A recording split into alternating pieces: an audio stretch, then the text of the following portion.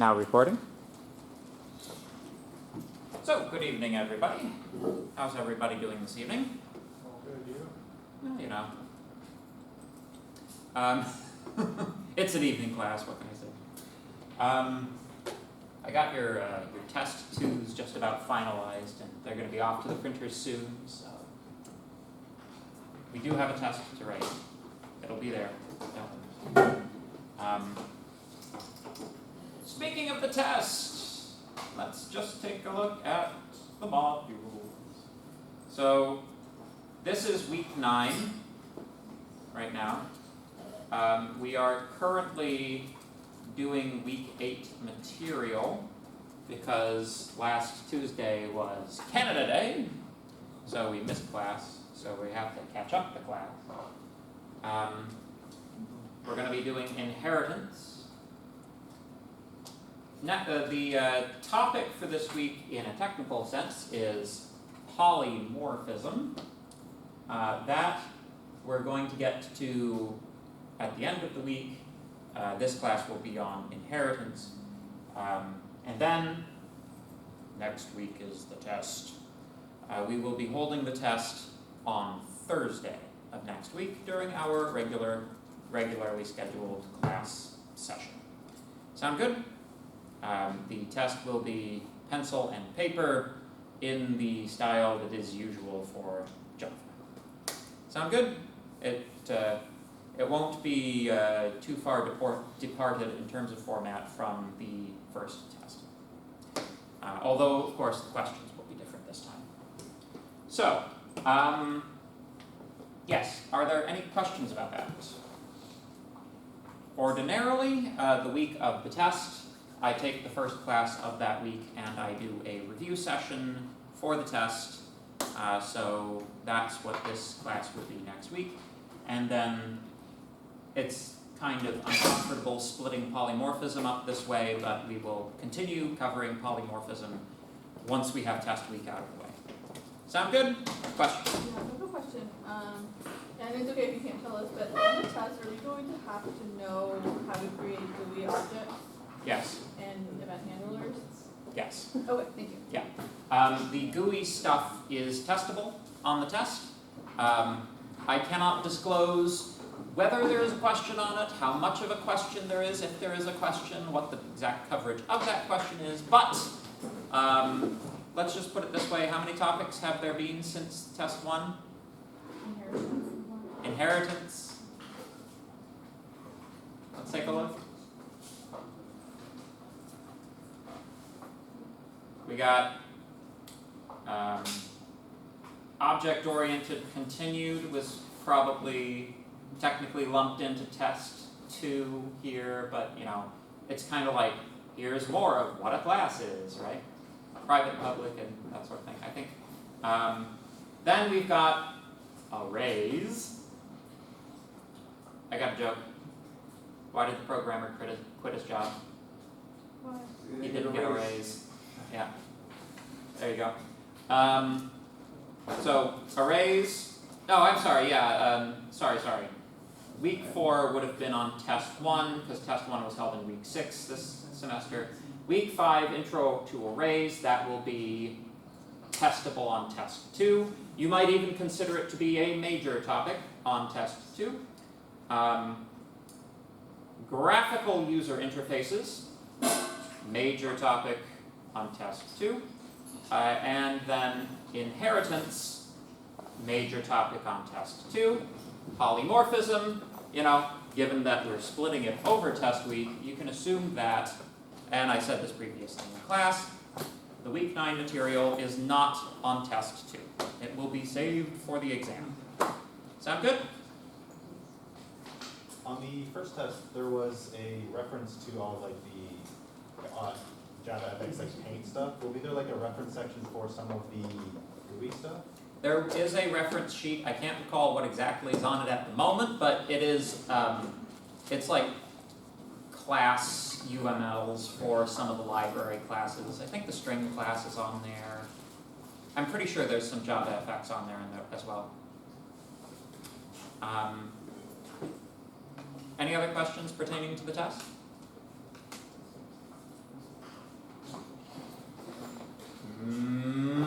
Okie dokie. Sounds good. So, without wasting any more time, except perhaps to take a look at the assignments and what's coming up. Assignment 4 was due yesterday at the latest. So I should have all of my submissions for assignment 4 at this. Wait, whoa, hold up. In this class, with the late days, is there a restriction on like how many you can use on a particular assignment, like there is in JavaScript? 2, I think it's 2. 2? Really? Okay, so I have all the assignment 4 submissions then. Okay. That's something that's important to know. Let's see. How many did I actually get? It's available Well, until Yeah, Friday. you made it available till Wednesday. Wednesday. Tomorrow. Oh, did I? Yeah, 'cause you made it When did I put the actual due date? It was yesterday. due yesterday, not available. Oh, is it due yesterday? Oh, Yeah. oh yeah, sorry. Due 7th. Last possible submission tomorrow. Okay, yeah. Sorry, I've got another thing for another class. I think that's due the same. I like it when I have like 3 sections in the same class, you know, because it's like less to. Anyway, so yeah, so okay, we'll get that out of the way. Assignment 5. I think we so we've got week 10 is the test. So inheritance module. Do I want you working on this or do I want you studying for the test? I think I want you studying for the test. So we'll talk about assignment 5. Maybe I'll introduce it during text week and we can have that for the week after the test. Sound good? All right. Everybody's going to study? Everybody's actually going to study? Okay. So, all right. Let's get into it then. So you might be saying to yourself, we had a whole class and we only covered one of these sections. The reason I spent so much time going over that first section is because it's very, very, very important to understand what inheritance is, sort of from a conceptual or an intuitive level, before we start talking about the detailed mechanics. If you don't know what inheritance is, none of the rest of this makes sense. It always, you gotta focus on your basics, right? So, that being said, can anybody tell me what inheritance is?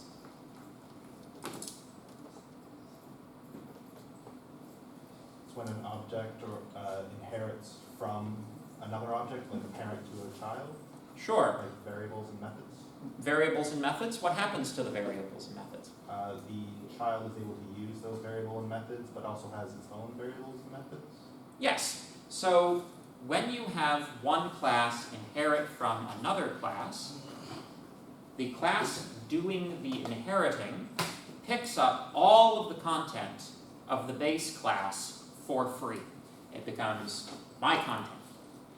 In addition, the class which is doing the inheriting gets to have its own methods and instance variables. So, just to review the terminology, you will hear any of these terms for things not only inconsistently within the same course, but inconsistently out there in, on the internet and in Java land. So we have the class from which we are inheriting, and the class which is doing the inheriting from the first class. Clunky terminology. C++ terminology, we have the base class and the derived class. So the derived class is derived from the base class. The base class is the thing that contains everything. The derived class is doing the inheriting. Same thing with parent and child. The parent class is the same as the base class. Child is the same as the derived class. You will also hear it referred to as superclass and subclass. So the superclass is the parent, the subclass is the child, even though you would think, maybe like technically the child is always bigger than the parent because it contains at least everything in the parent, right? Plus a few things besides. The child ends up being bigger than the parent in most cases. You'd think, it's bigger, so it's the superclass it's containing, but no. The superclass is the parent class, and the subclass is the child class. Make sense? Everybody cool? All right, sounds good. So,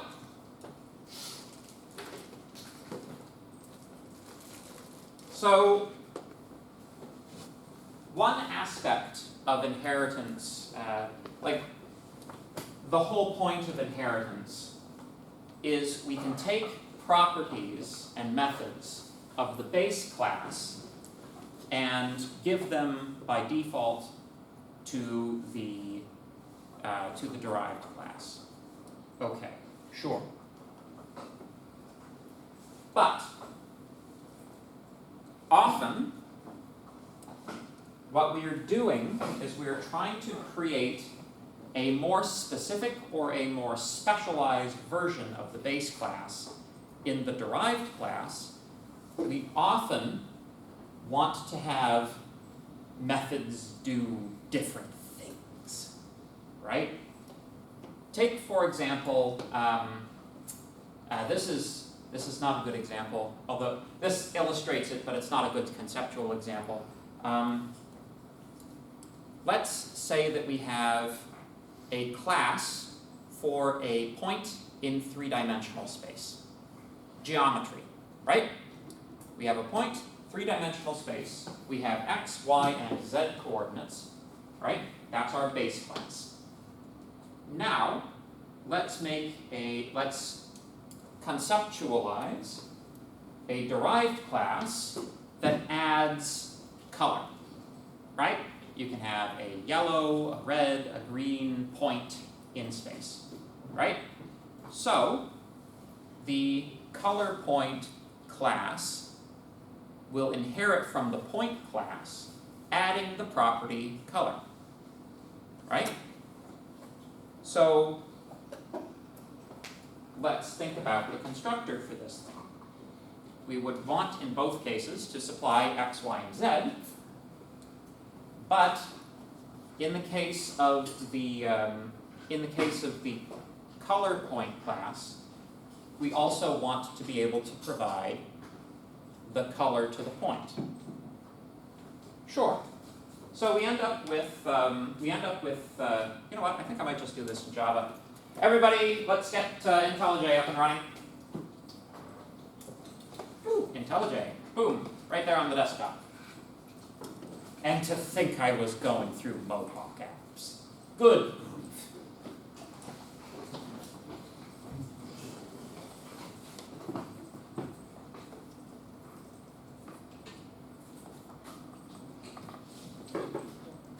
Arr.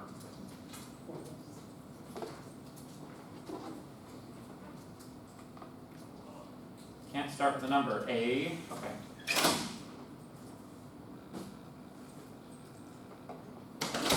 So, let us make for ourselves a new Java class. Call this point. There we go, class point. Let's give it three private variable, instance variables.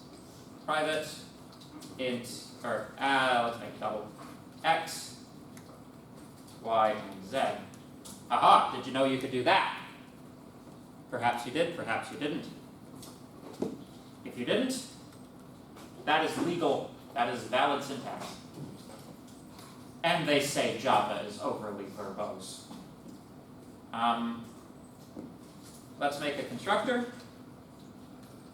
Constructor, all three, ba-boom, there you go. A point class. Nice and simple. Now, let's create a point class that includes the new color property.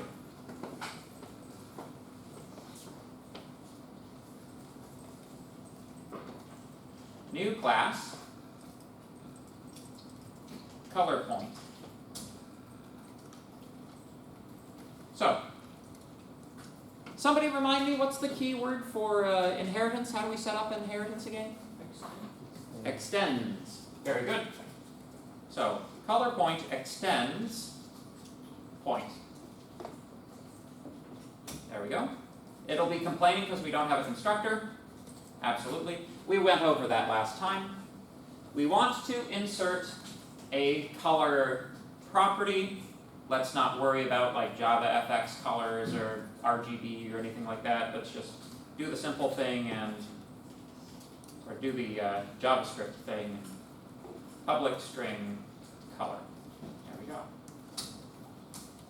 So we need to provide a constructor for this, which targets the constructor we wrote for the point class. Public color point. We want double x, double y, double z, and then also a string for color. Super x, y, and z, as we discussed last time in class, and this dot color is equal to color. And suddenly we have a syntactically valid arrangement. Very good. So,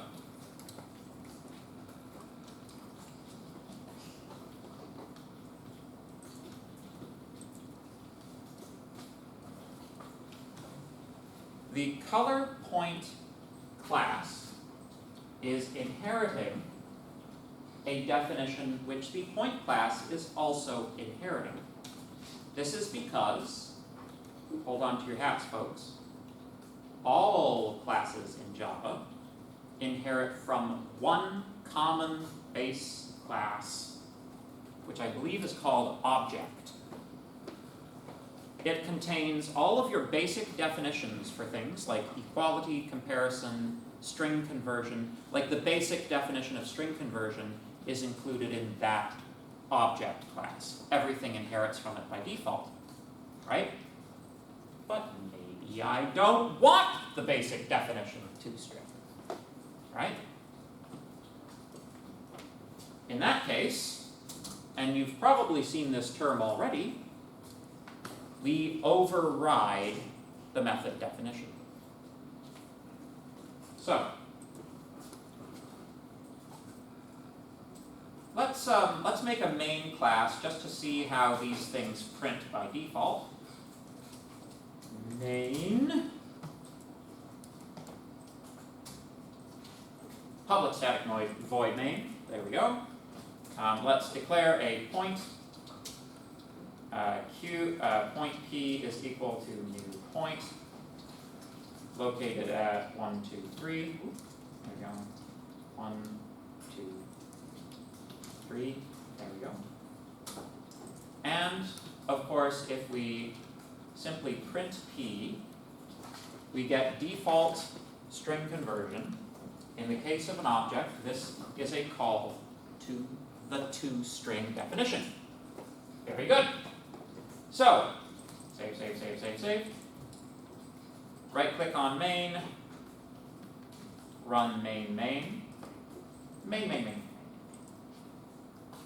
we go. And we get this thing. Have you seen this thing before? I imagine any of you who've done an assignment have seen this thing before. Was it explained to you what it is? That's position in memory. Yeah, that's right. This is the position in memory. You can use this to determine if two objects are actually two references to the same object, because they'll have the same position in memory. But this doesn't really tell us anything about our point, right?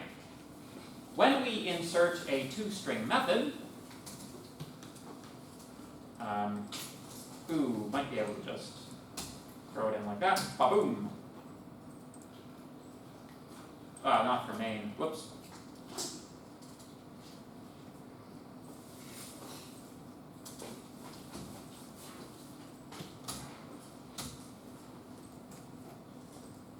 This is kind of clunky. how about just x plus y, y plus z, put some commas in there.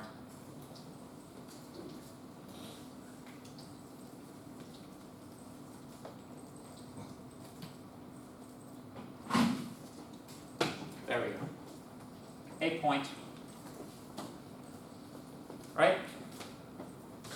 So far we haven't done anything particularly spectacular. If we run main, there you have it. We have defined a toString method. But within an inheritance context, now that we know what inheritance is, before we added this toString definition, we had the base class, the object class's definition of toString. We are now overriding that definition and providing a new one, right? So, this is something that you've done many, many times already, right? Was the override tag explained to you? Okay. That really hasn't become relevant until now. So, you may notice, if you're the type of person who plays with the code, which I recommend being that type of person, you can delete that.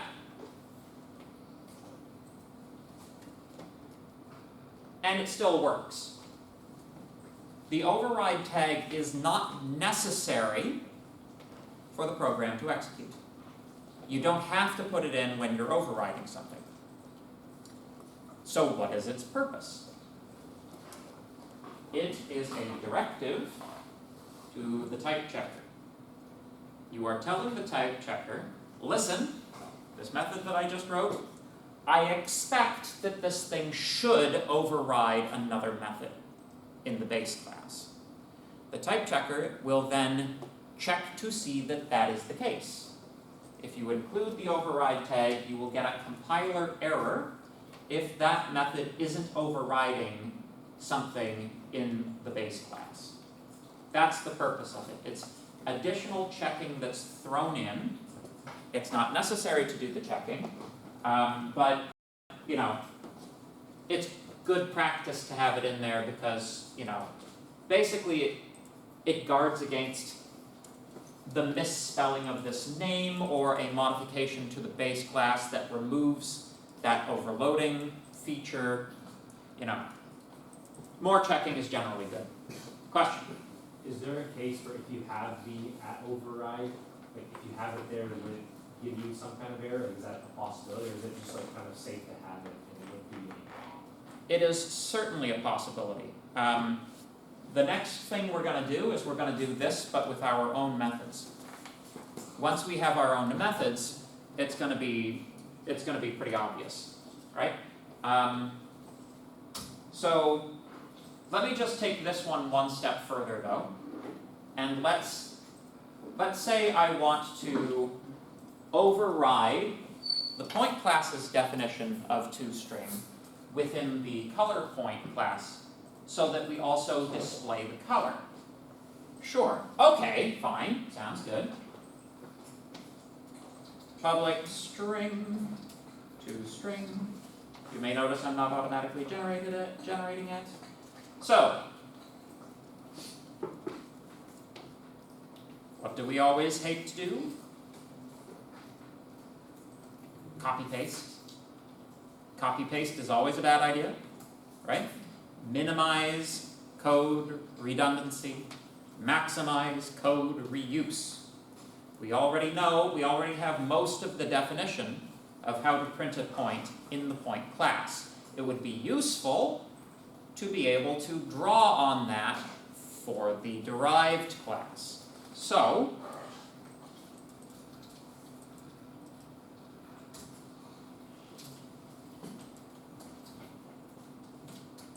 concatenate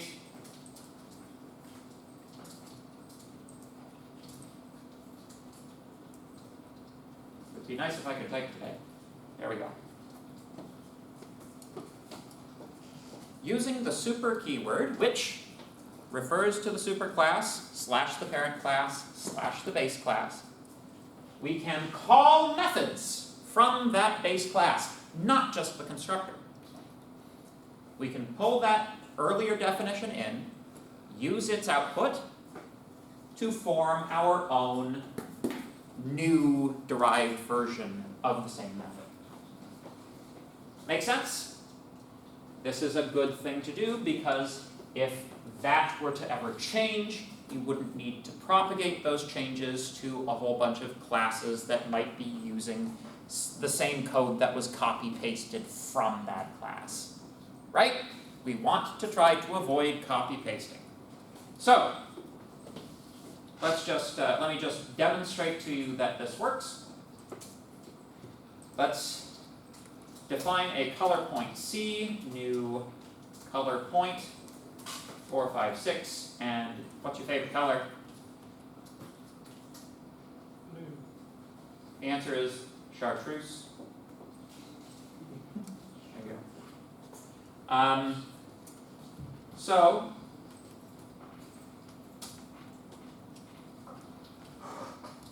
if we print this, there you go. Let me just blow that up so you can see it. Where we are printing the point, we get the point class's definition. Where we are printing the color point, we get that same thing plus the stuff we stuck on the end. Make sense? So the whole point is minimizing code redundancy. Yes? I think you may have mentioned it, when you use the super dot, it refers to directly one level above it. Yes. Yeah. Essentially, the way that Java likes to think of it is like try to decouple things as much as possible, right? Let's say you have a inheritance hierarchy that looks like this.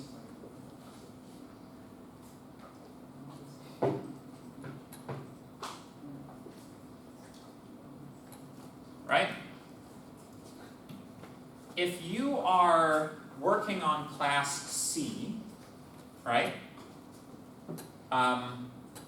all you should have to worry about, like, you should not have to worry about class D, right? Your job when you're working on class C is to provide an interface that other people will use and find useful. If D finds that useful, great. If not, he needs to do what I say and use my interface properly, right? C's concern is using the interface of its immediate ancestor properly, right? That way, C doesn't have to be worried about A, C doesn't have to be worried about D.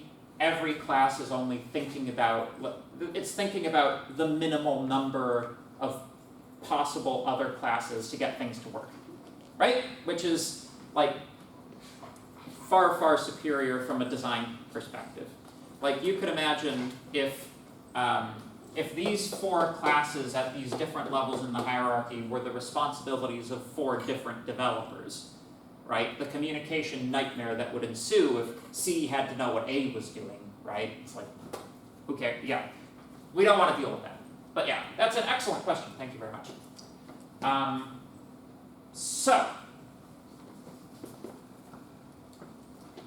while we are overloading methods, we always have access to the methods we are overloading using the super keyword. And isn't that super? Haha. So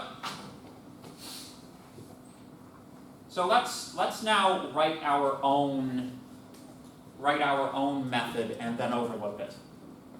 So that's a big spider. Oh my. All right. The spider's going to be teaching the next half of the lesson. So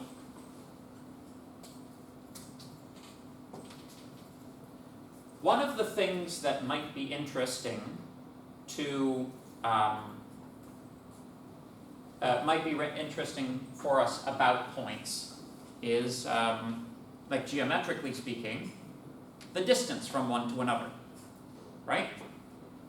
So we could write a class, or we could write a method, public double distance 2 takes another point class, name that other. Can anybody tell me what the formula is for the distance between 2 points?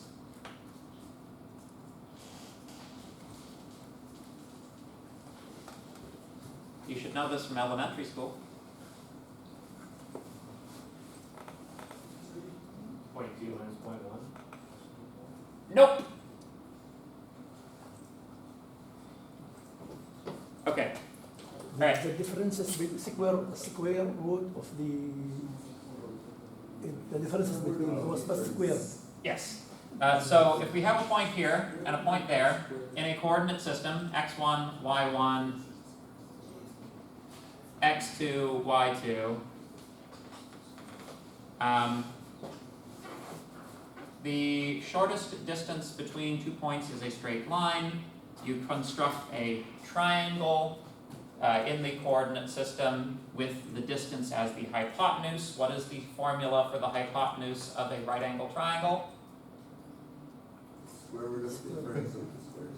Yes, it's a squared plus b squared is equal to c squared. You take that, you move it over, it becomes the root. There you go. Where a and b are in this case the differences between x1, x2 and y1, y2. Right? So, here's a question. Do you folks know how to extend that to the third dimension? It'll knock your socks off when you see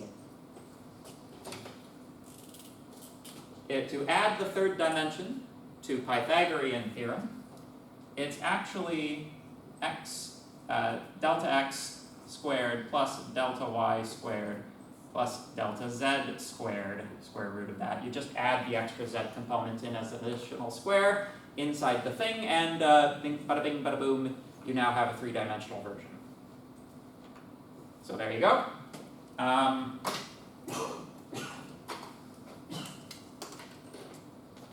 So, return, is it math dot squirt? There we go. Oh man, does Java have the squared operator? I forget. How? Pow, yeah, math.pow, yeah. It gets a little long, but, you know, math.pow of, the second one will be 2, this dot x minus other. You don't have to worry as which one's bigger because it's squared, it removes the, removes that. No, not you. It would help if I could type.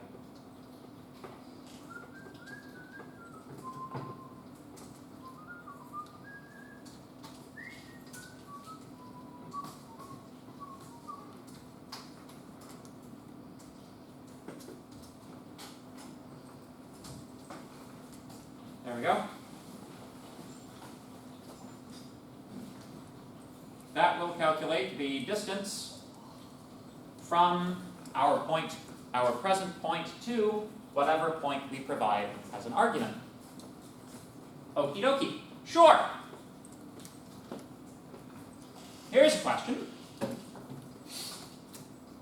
Let's say we want to overload this method so that in the case of color points, the color has to match for you to provide the distance. Otherwise, you give 0.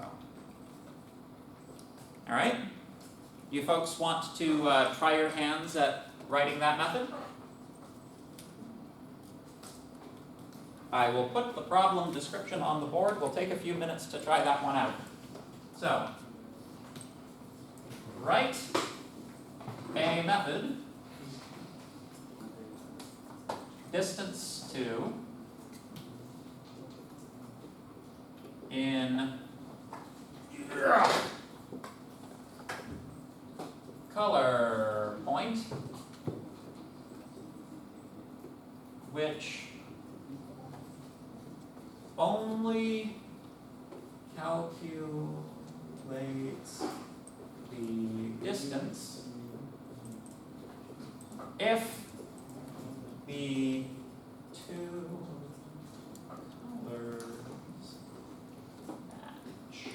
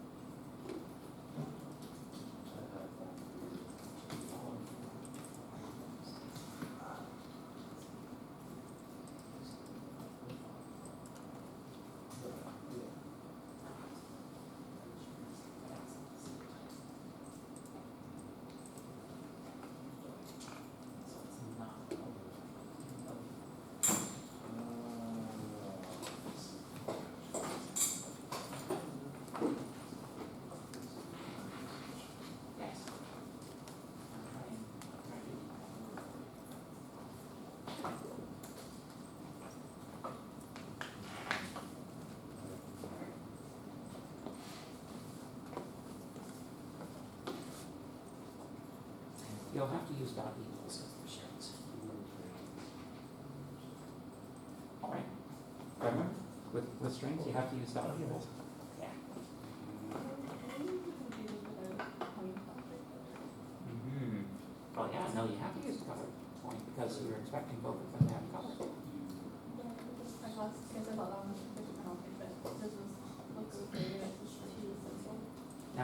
Now try putting that overriding. I did, but then it was called red. Yeah. Curious, isn't it? Yeah, it is. I should leave it in. You have fallen for my ruse. Okay. Yes. Okay, so I shall now do the thing on the board.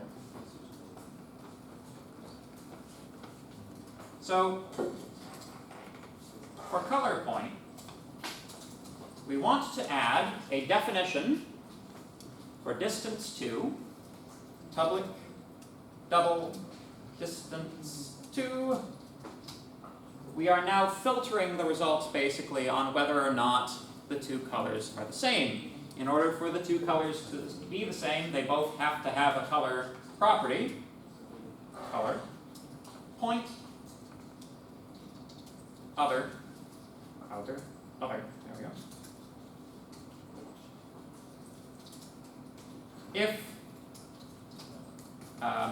this dot color dot equals other dot color, or then thereabouts, yeah, it's public, so that'll be fine. Then we return super dot distance to other.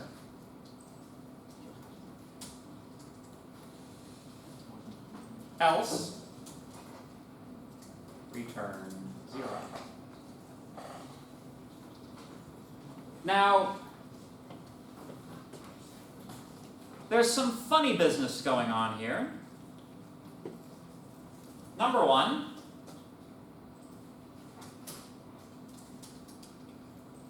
if we throw @override in there, we believe we are currently overriding distance to, but the compiler seems not to think so. Method does not override method from its superclass. Well, I certainly thought that I was doing that. So, remind me of the definition of overloading. What does it mean when two methods are overloaded?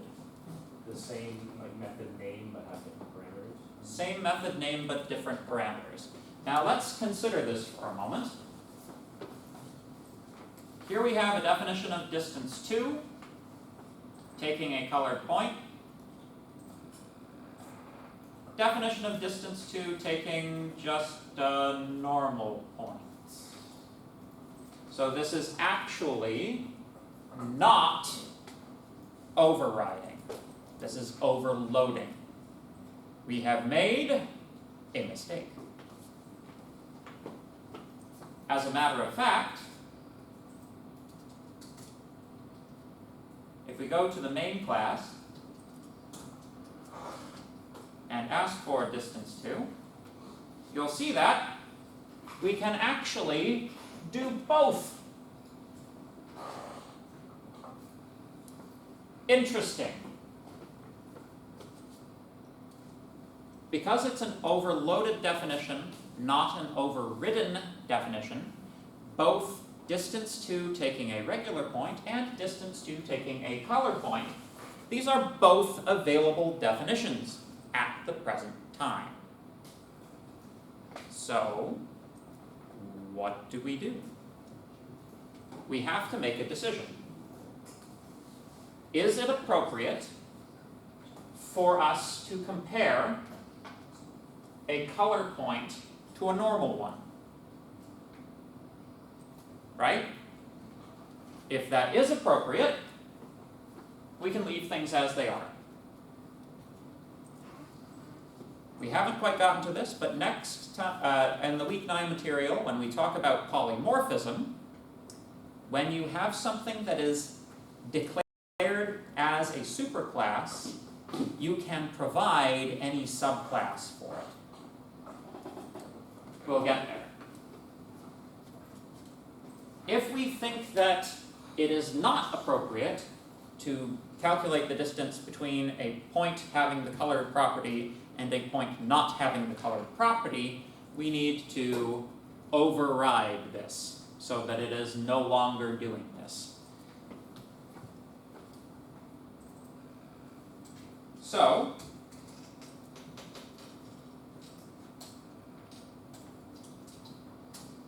public double distance to point other.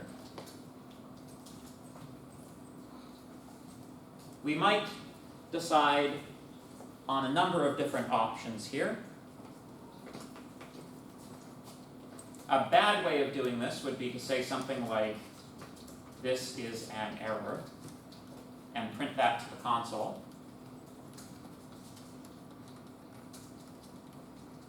This is bad. Less bad, but still bad, would be something like return 0. Doesn't indicate that there is an error. Doesn't distinguish between when, if you have 2 points that are actually on top of each other, then 0 is a legitimate outcome. In this case, the good way of handling it would be to throw an exception, which is something we haven't talked about yet, but we will in the coming weeks. Throw exception, can't compare point to color point. Something like that. So,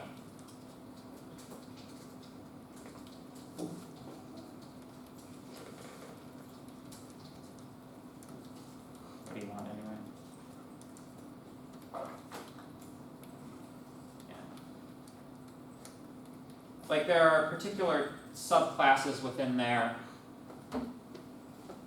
I'll do this in a way that fixes the syntax error when we get to exceptions, but just so you know, exceptions are coming up, and this is the type of situation that they're for. Right? So, alright. For now, because we don't know exceptions, let's go for the less bad but still bad result and just return 0 from it. Okay, we know how to do that.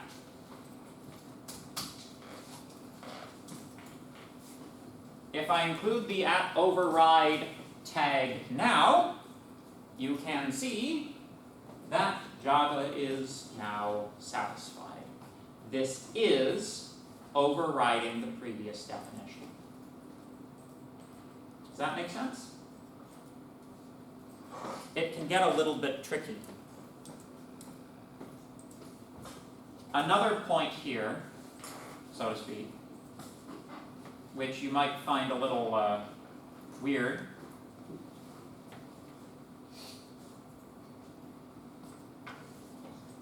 is this line here.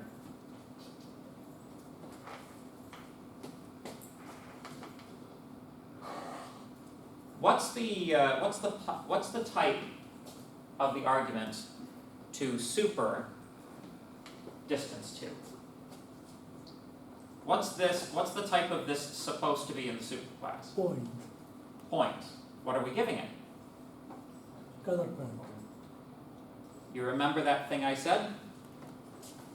When you have something that's expecting a base class, you can provide any derived class, and that will satisfy that condition. You would say, without that, we expect type A, we're giving type B. That should be a type error, right? But in this case, because other is derived from the point class, it has all of the properties of the point class, so the point class knows what to do with it. You can't go the other way around, though. If you expect a color point, you can't give a point, because operations on color points assume the existence of the color property. You can't then give it something that doesn't have that. But if there was something that was in turn derived from color point, you could give that to something wanting a color point. It's like going back to our sort of English language understanding, inheritance is a relationship, right? Color points are points. A color point is a point. So, if we're asking for a point, we can give a color point because a color point is a point. Does that make sense? Okay. Question at the back. I'm not exactly sure how to word this question, but when you pass a color point when it wants a point, will the point class see it with only the values and whatnot of a point? Like anything that you further define in color point, that won't exist in the point class? So, Am I right with that? you are 84.2% correct.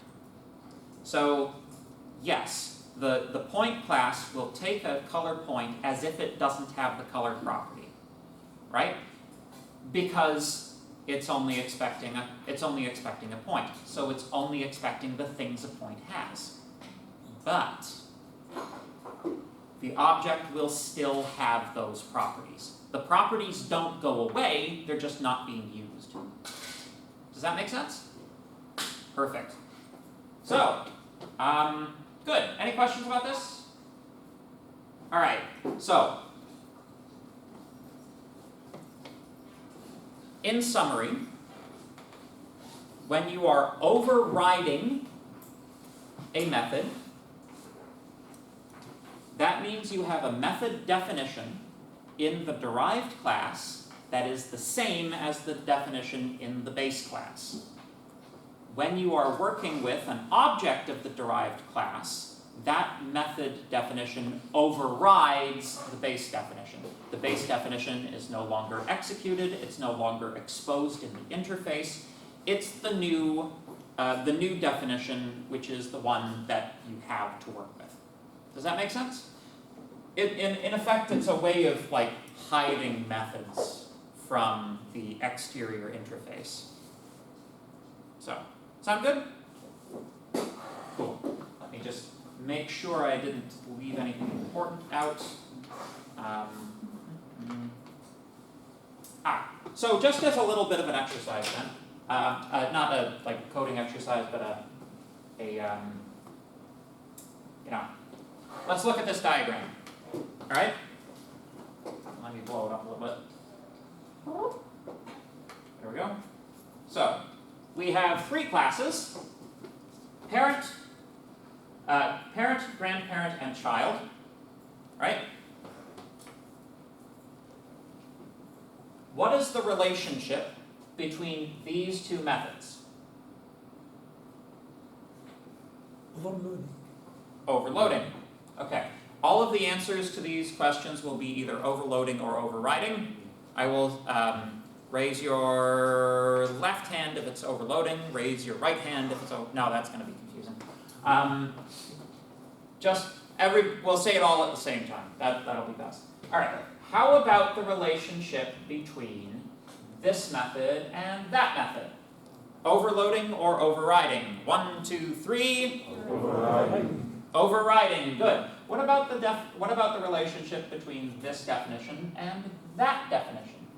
1, 2, 3. Overloading. Overloading. Good. This one and that one? This one and that one? Overloading. Yes. This one has no definition, like there's no definition matching that in any of the derived classes, so that's just a new definition that overloads anything previous. Does that make sense? Good.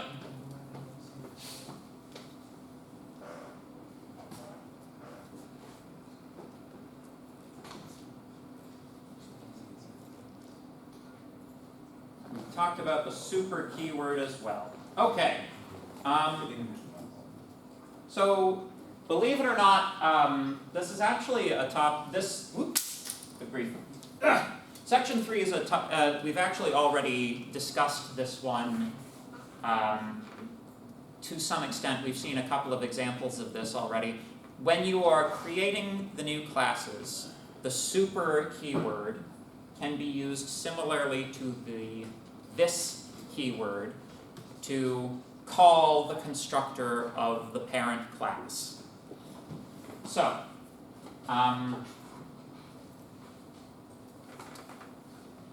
important reminders. Number 1, constructors are called once when the object is created and never again.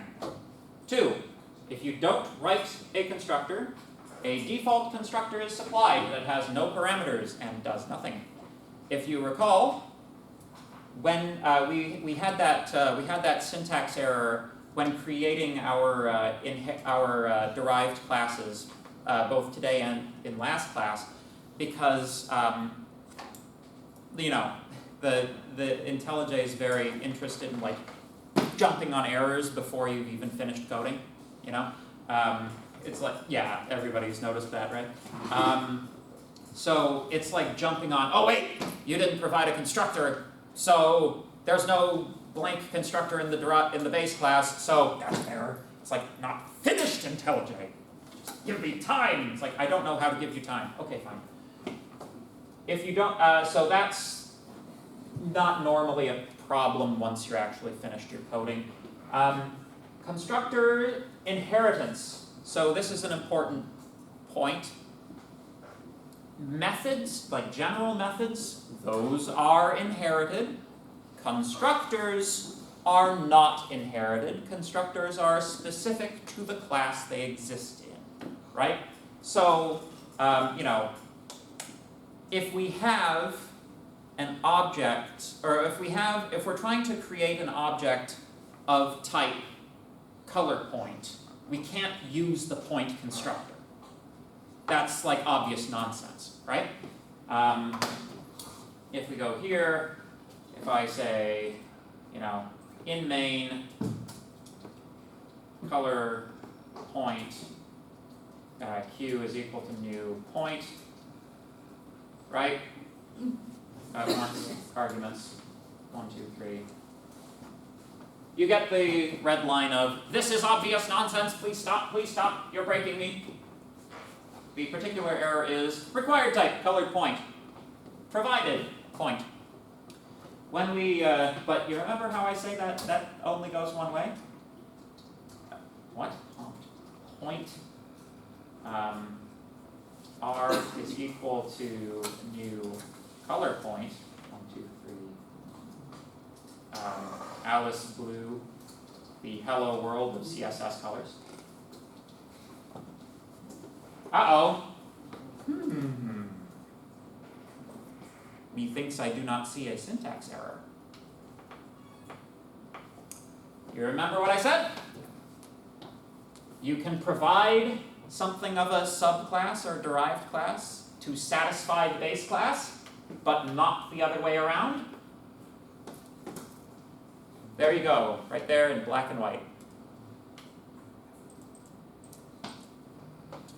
So, good. But like, it's not that like,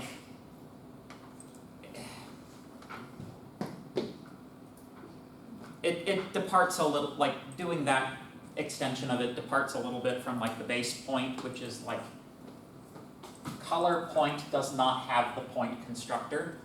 Neither does point have the color point constructor, but it satisfies it anyway, right?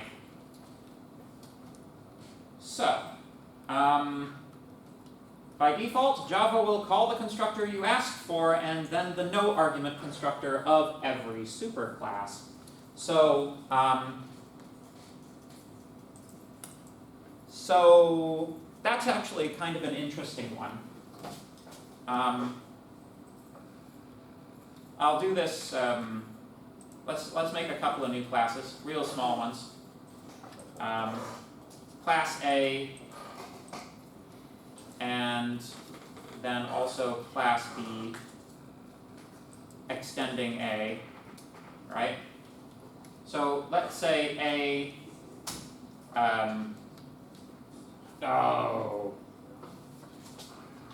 private int x. Just something real quick, right? There we go. So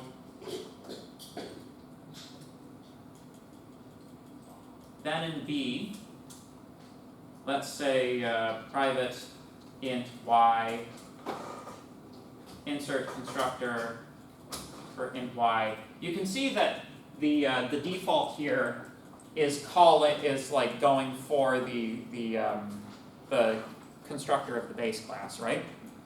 Here's the question though. What happens if you leave out super?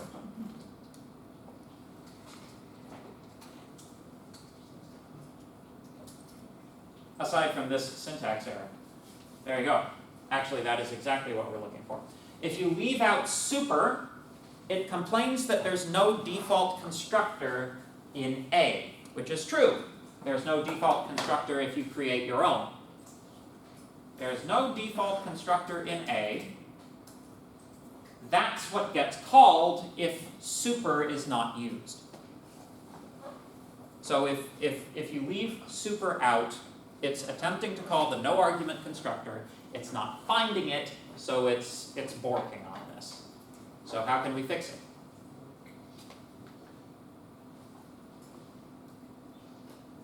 You could create a default constructor in A, or use super. Yes. Well, one you'd use super, but maybe you actually want like default behavior, right? Yeah.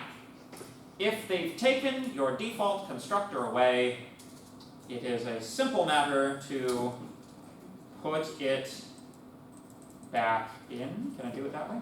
Yeah, there you go.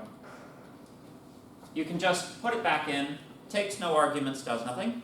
Here's a hint, it doesn't have to do nothing. If you define it this way, you can have it actually do stuff here, right? Set default values or whatever. Then if you go back to B, you can see our error has disappeared. Everybody's happy again. Make sense? So far so good? Are there any questions? Okay. Good.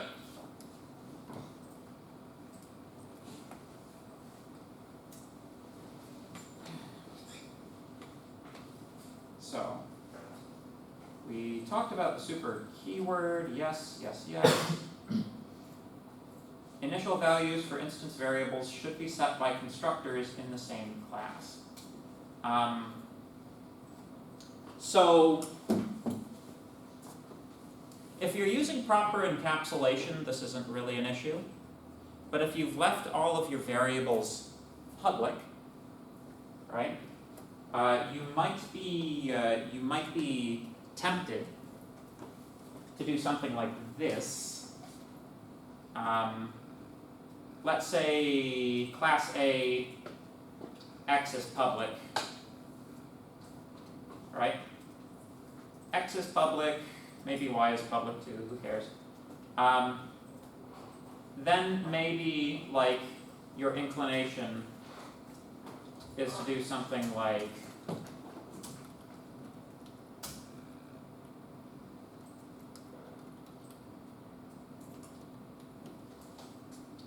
this dot x is equal to x, this dot y is equal to y. Right? This works, right? B is inheriting x from A. It's public, so it has full access. It can write to it in this manner, right? Cool, right? This works. It's an anti-pattern, right? This is breaking encapsulation. Like, you should be questioning severely whether X needs to be public at all. You should try to avoid public variables in a general sense, but if it has to be, you kind of like, the thing that should be responsible for setting X is the constructor in the class to which X belongs. This is kind of like, the analogy I want to pull is like, this is kind of like B micromanaging A, if that makes sense. You know, A is not being left to do its job. B is like, no, you obviously aren't competent to do your own job, so I'm going to come in and I'm going to modify your variables because, like, I know you can't. That's B is micromanaging A right now, and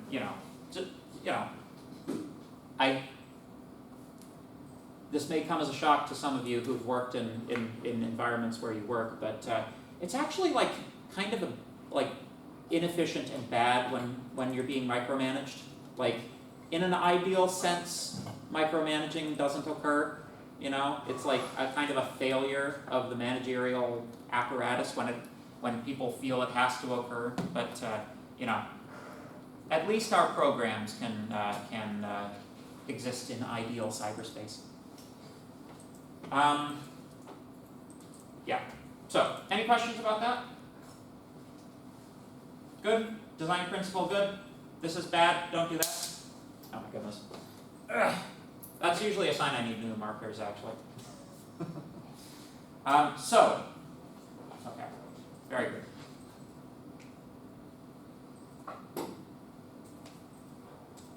So, I mentioned this already, but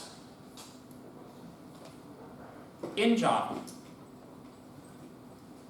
whenever you define a class, it's always if it inherits from nothing else, it always inherits from a base class provided in the definitions of Java, the holy and venerable prelude, called object, the object class. Object does not contain much, right? And of the things it contains, most of them are things you'll want to override. But things like the basic definition of dot equals and the base definition of toString are defined in the object class. This is why it doesn't matter what class you've instantiated. If you haven't defined toString, it always behaves the same way. It always gives you the memory address. Why does it only do that much? Because the object definition isn't aware of anything that you've put in any of the classes you've written deriving from it, right? You can derive your point class, it's got X, Y, and Z. The object class has no idea about any of that. It doesn't know, it doesn't care. One of the few things it does have access to is the memory location of the object. The class name is also one of the few things it knows about. So, when it prints something, that's what you see. Make sense? So,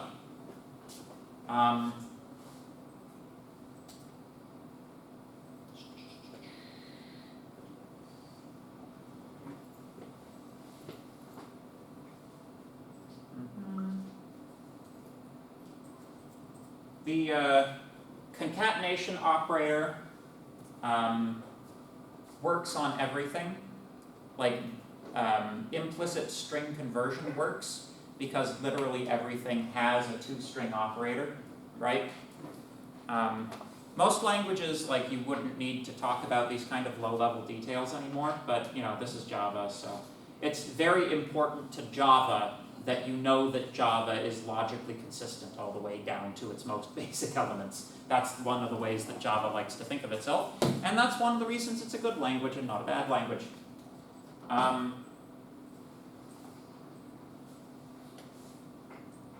Yes, good. Okay. Aside from that, you don't really need to know much about the object class. It just kind of sits in the background and does its work, and you don't really have to care about it. In fact, I would say if you're writing a program and you have to care about the object class, you're probably doing it wrong. So yeah, any questions? So let's see what we have for coding exercises then.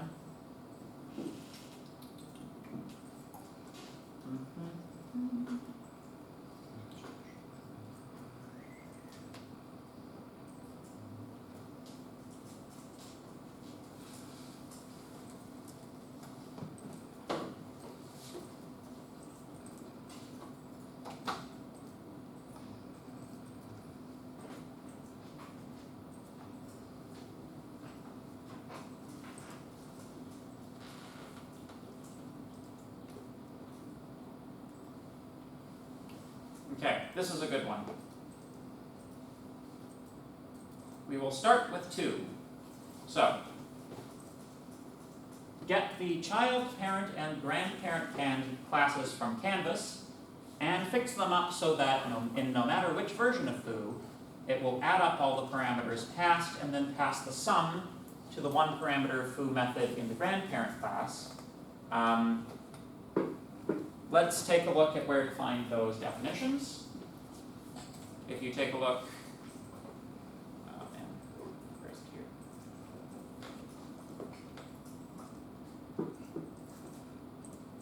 Example code week 8.zip.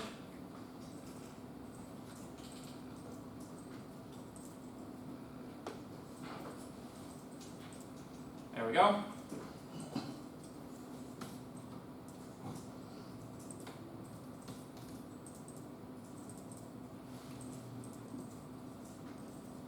You're looking for override child, grandparent, and parent and tests.java. Please get those imported into IntelliJ.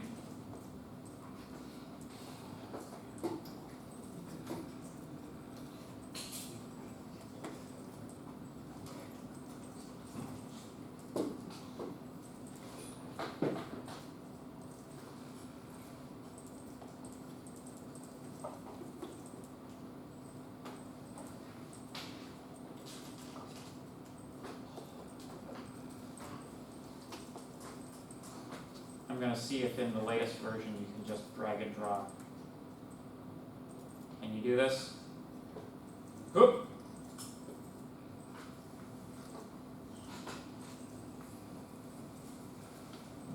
Good work. Seems to have worked. Okay. So, you will see this is following the UML diagram that we had in the notes. You can see that in all of these, every one of these definitions of foo is doing the bad thing, which is directly printing to standard output. We want to rewrite these so that we have only one definition, which is writing to standard output directly. The other ones are passing the data on to the other methods. So, let's take a few minutes, rewrite these methods so that that is the case. I will put the problem back up on the board. Let's see if we can get A knocked out in 5-10 minutes? 5-10 minutes to convert some print statements to some plus signs, sounds about right.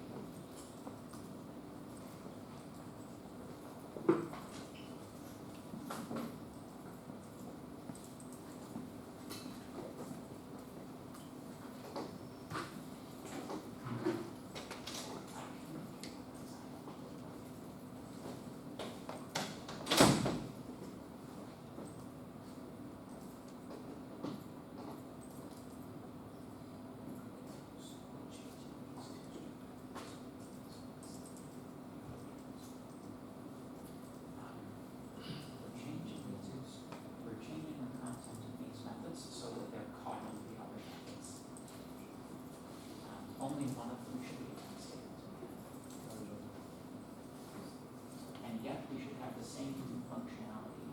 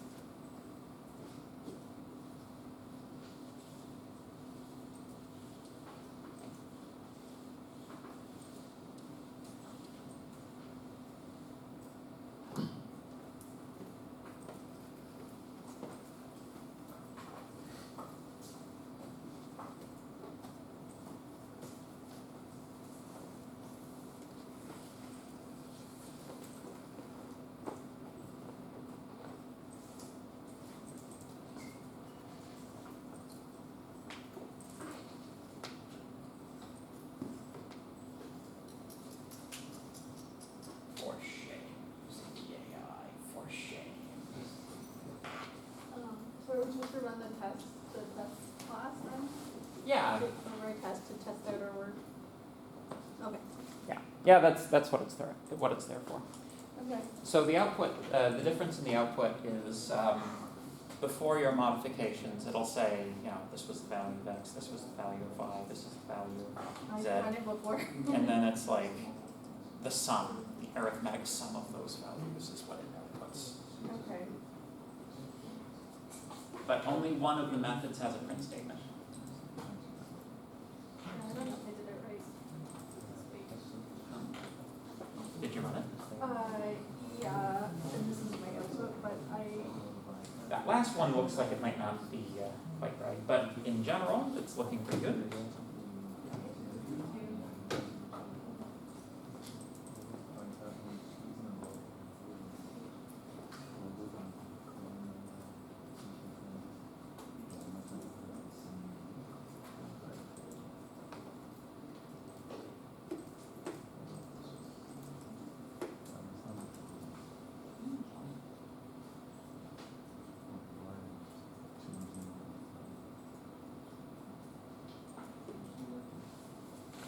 Yeah, that looks working to me. Yep.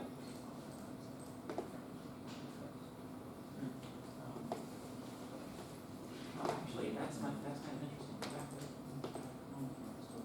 Yeah, well, positive y is just y, right? And if you take a look at super parent, has definition for shape two parameters and one parameter, so you're just shunting it here instead of there. Right. So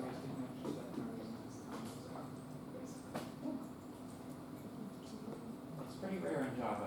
The syntax error occurs and it still works, so good.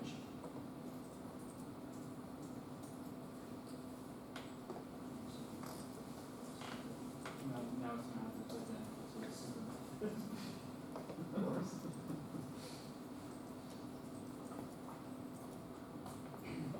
Which, like, fair enough, actually. Yeah, it means it's further than. Yeah. Like, is that an error or a warning? It's a warning, first recommendation is just delete it. Yeah. I mean, it's a good recommendation.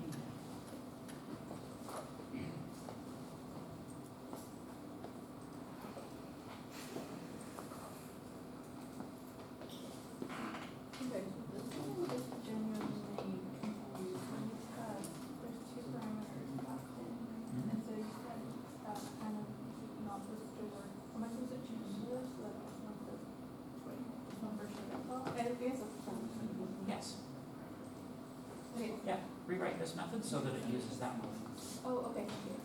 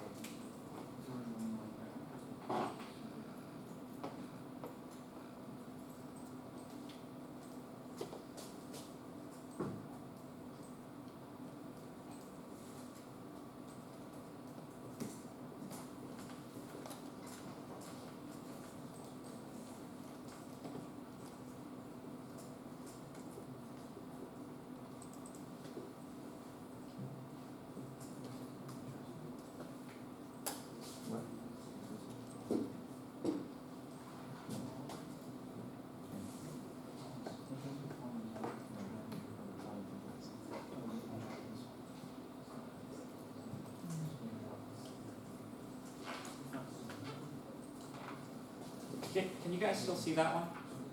Is that too well? Is that good?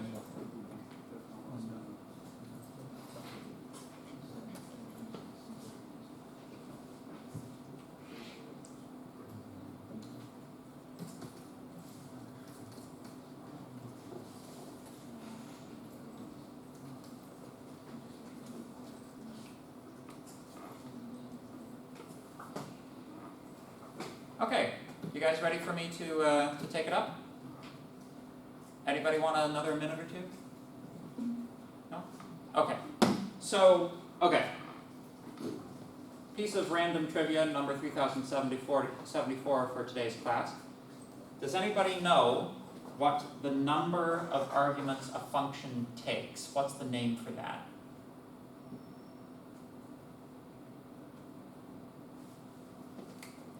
The name is arity. The arity of a function is the number of things it takes. So, the arity here is 1, arity 2, arity 2, arity 1, arity 3. Like it's the, I'm not sure where that derives, but it seems like a suffix to me, but that's okay. So, the goal of this exercise is to have all of these methods eventually wind up calling this thing in one form or another. So there's this kind of curious little addendum to that question. How many paths can you think to get to there, right?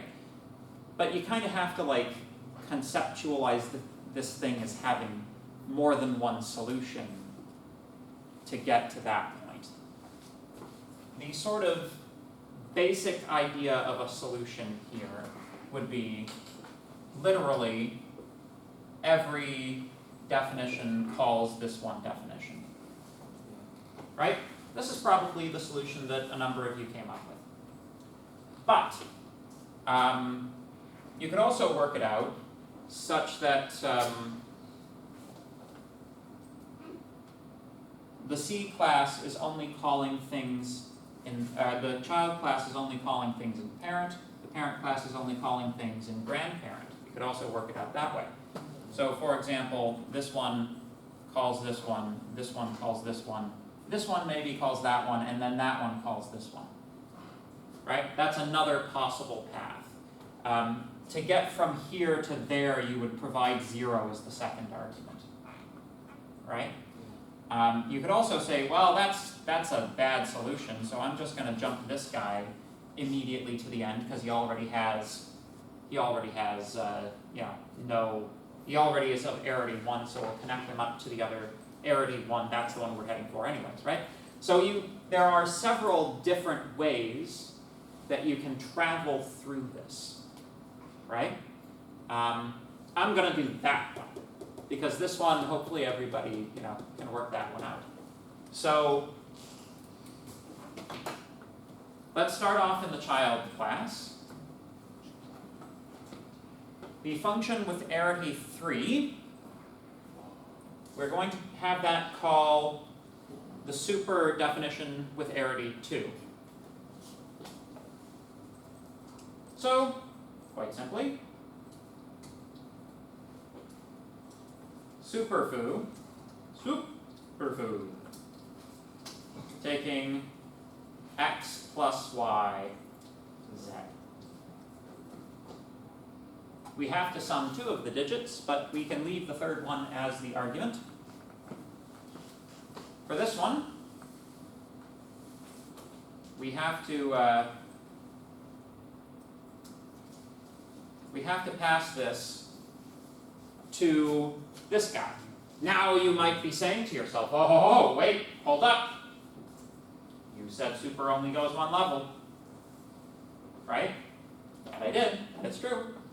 Super only goes one level, it doesn't go 2. And we can't say super. So, well, can we? That's actually a question. Super dot super? You gonna let me do that? Nah. Good. That's correct, Java. So if we can't say super, how do we get from here to there?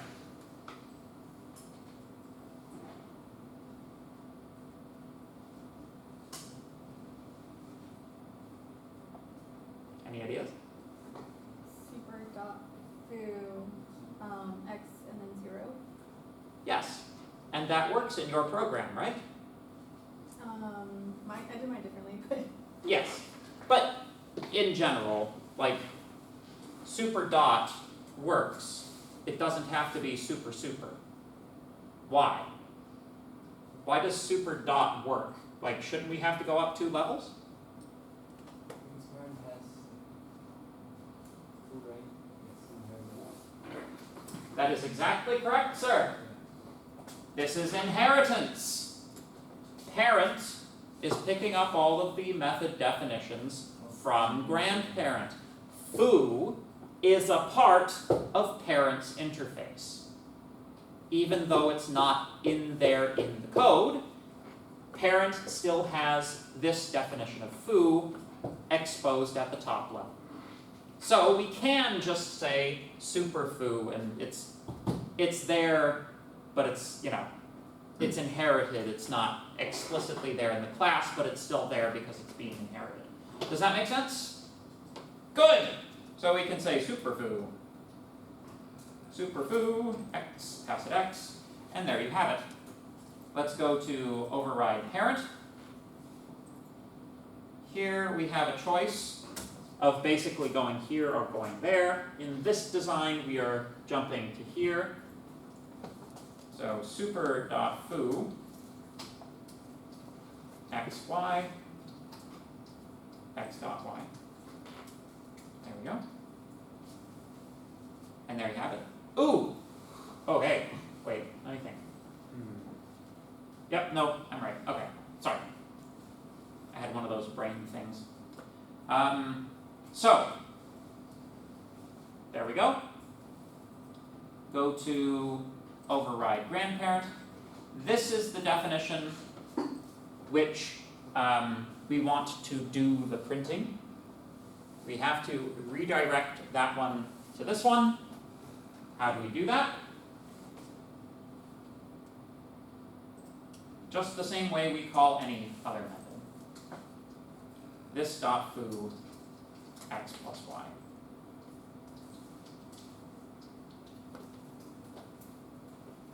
So, bonus question. My solution here actually does minimize something. What does it minimize?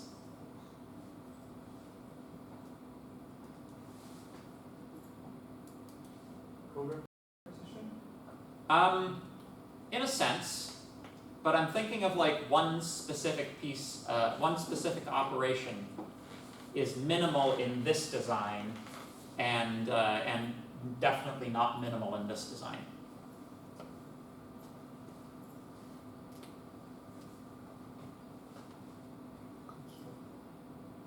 This is the solution with the fewest number of plus signs. The fewest possible number of plus signs. I only used 2. There's one right here.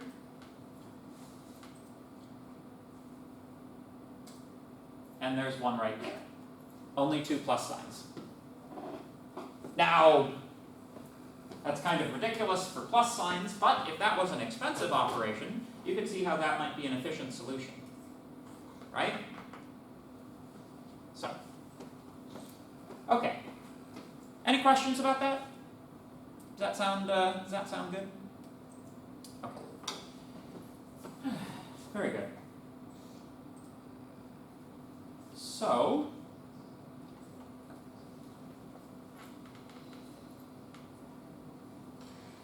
So now let's take a look at good old geometric object. Let's take a look at circle and rectangle.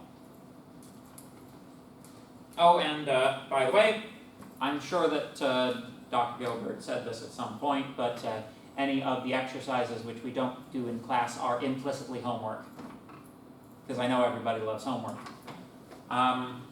So, when people ask me how to study for the test, I often say, did you do the exercises? And the answer is often, no, I didn't do the exercises. And that is how you should study for the test. So, the draw methods of circle and rectangle still contain duplicated code. Create a method in geometric object to hold those lines of code, then call the method from circle and rectangle draw methods. So let's take a look at circle, rectangle, and geometric object. We've also got like the before, let's just grab all these. Circle, rectangle, and geometric object.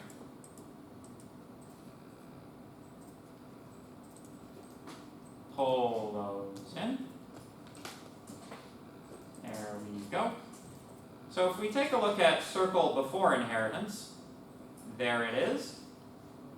And if we take a look at rectangle before inheritance, there it is. There's a lot of overlap. Geometric object contains like all of those setters and getters, all of these properties, and a toString method. Rectangle after inheritance. Circle after inheritance. You can see how much shorter they are, right? So, the question is this. We have public void draw in the circle class and in the rectangle class. Oh, I used to be able to side by side these. Split right, split left, there we go. You are too big. You are not big enough. There we go. So, you will see that between these two methods, there is a fair amount of repetition. You have 2 rectangles over. Oh, well, that might be the reason there's so much repetition. I was about to say circles don't have it. There we go. Radius. Thank you. So yes, even when you get the 2 different classes up on the screen, there's still a fair amount of repetition. So, draw method A, draw method B. Your exercise, write a draw method within the geometric object class, which takes the common elements of these 2 methods and encapsulates it in the superclass so that both of these guys can call it using super.draw. Okay? So, take the common elements in these 2 definitions and put that in the base class. Okay? 5-10 minutes?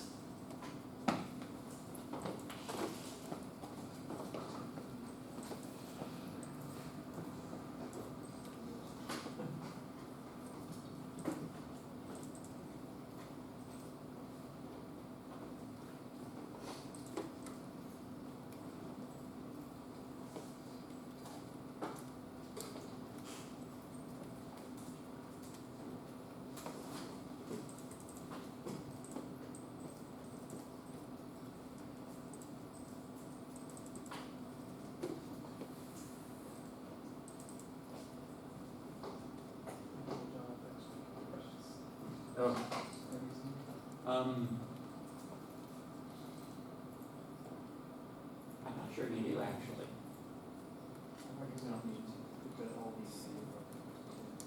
Yeah. Also, it doesn't seem to be giving me any errors on like graphics context not existing or anything like that. So. But then again, I don't know. Let me check the imports. Yeah, okay, we're importing graphics context, so that's why it knows where to find it. But yeah, for clarification, I am not asking you to load up the JavaFX template or do anything with JavaFX. We're just using the objects for this little inheritance example. Okay?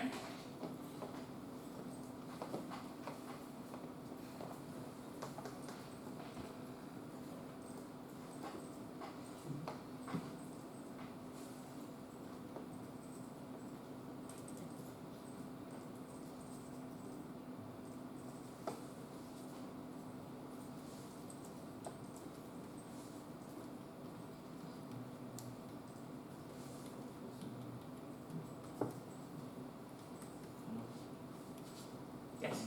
Let me take a look.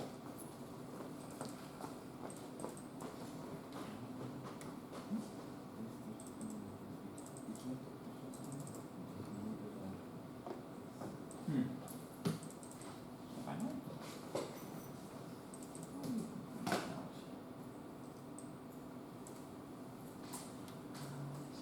It's not imported into the project folder, it's just created a link to it.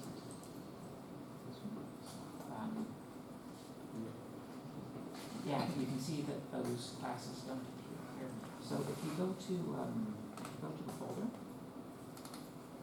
there you go, finally. Click and drag into the source directory. It'll ask you to refactor. Click OK, and you can see the difference. It's like not a Java file, it's not being read as a class. Now, this is it's complaining about this because you haven't flooded it. But you need to do that for all the rest of them. You're welcome.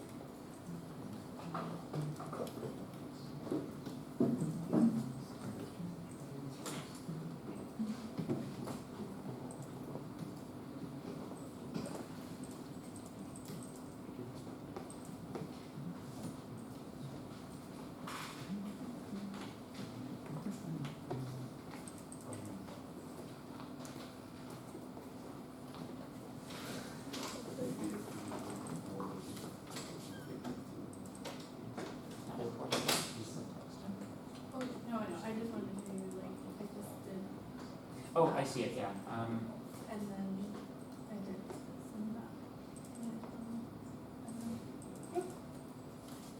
Yeah, that's literally it.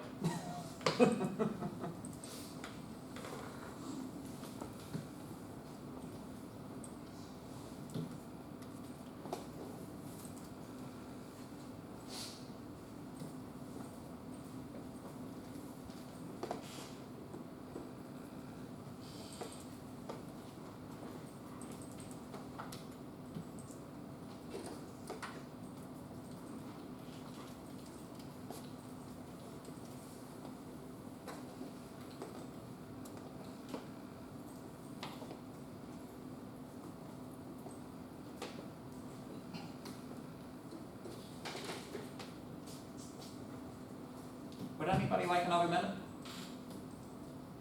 Yeah, okay.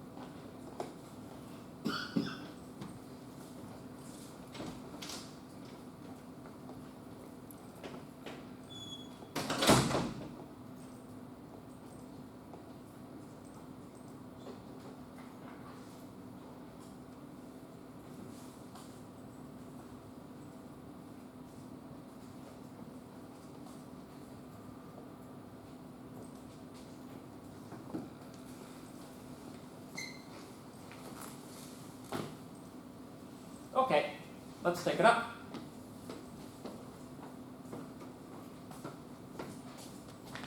So, in geometric object, we want to put public void draw, taking a graphics context GC, because this has the same definition, the same type going in as our draw methods in either the circle and rectangle class. This is a overriding situation. These three lines of code are the lines of code which are common to the two instances. Copy, pasta. There we go. Because this is a void function, we don't have to worry about handling a return value or anything like that. We can now replace this here with super draw DC. In the circle class, we can do the same. Super draw GC. And that's the long and the short of it. That's all that's required. Now, it is not possible for us to import either of these two statements into the superclass. At a high level, these two lines are the stuff that is specific to a circle. At a lower level, we are calling methods specific to drawing circles. So, you know, we can't put that in the class that's intended for everything. At another level, we require a radius parameter, quite extensively in fact. Radius is a property of the circle class, but it is not a property of the geometric object class. If we tried to import those lines of code, we would have an out-of-scope variable, so it wouldn't work anyways. This is one of the ways that programming using encapsulation and classes properly puts some guardrails up for you. Unlike in horrible languages like JavaScript. So, any questions about that? Yes? So I kind of tried something like that where I tried to get the drawing the circle and the rectangle into the super class, but I have no syntax errors. Okay. I'm a little confused. If you want to take a look at it. I'll take a quick look. Yeah. Probably not. So on my Hard geometry art class. GC, There.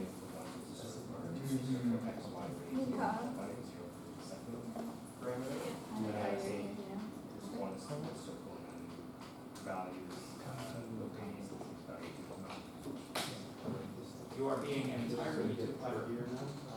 This is too much cleverness. This is too much cleverness for Java. I'm sorry. So it works, but here's a question.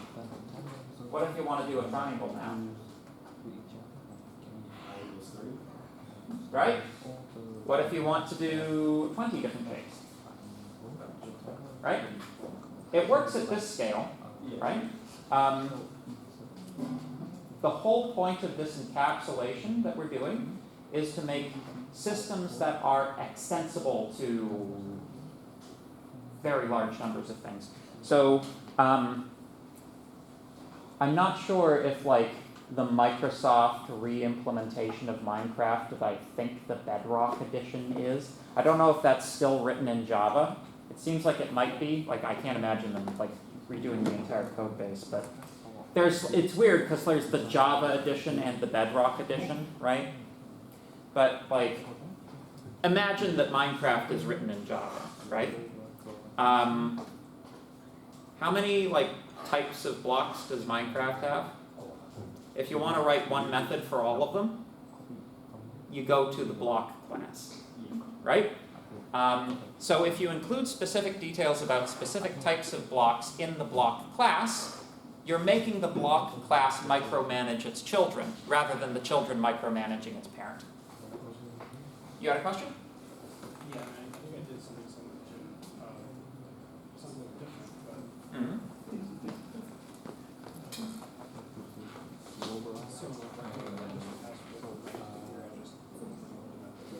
Mm-hmm.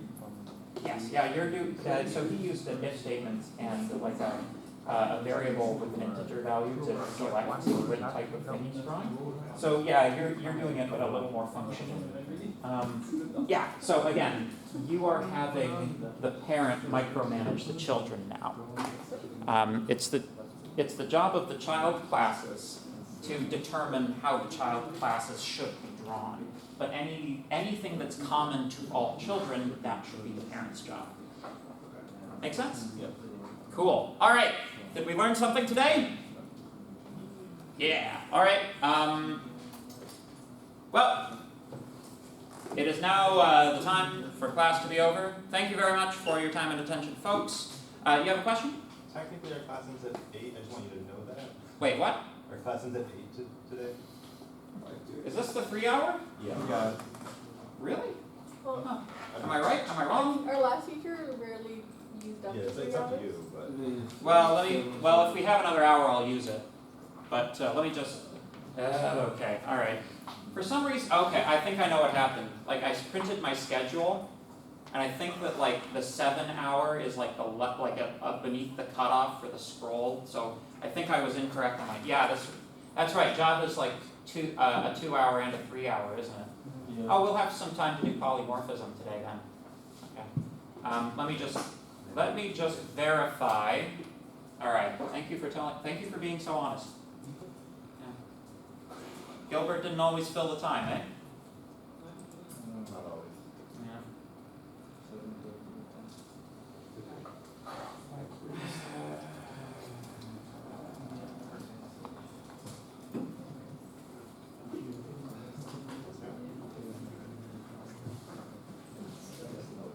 Is this on the home page? Oh man, I was excited too. Yeah, 5 to 8. Okay. Well, we're gonna have a 15-minute break then. You have to let your family know you're gonna be late. Yeah. Yeah, I do actually. I actually do. All right. So rather than having class actually be over because scheduling, we will use the final hour to get a start on polymorphism. We'll have a 15-minute break. Please be back here at 7:07. All right. Go to. Grab some dinner if you haven't already, I guess. Hello.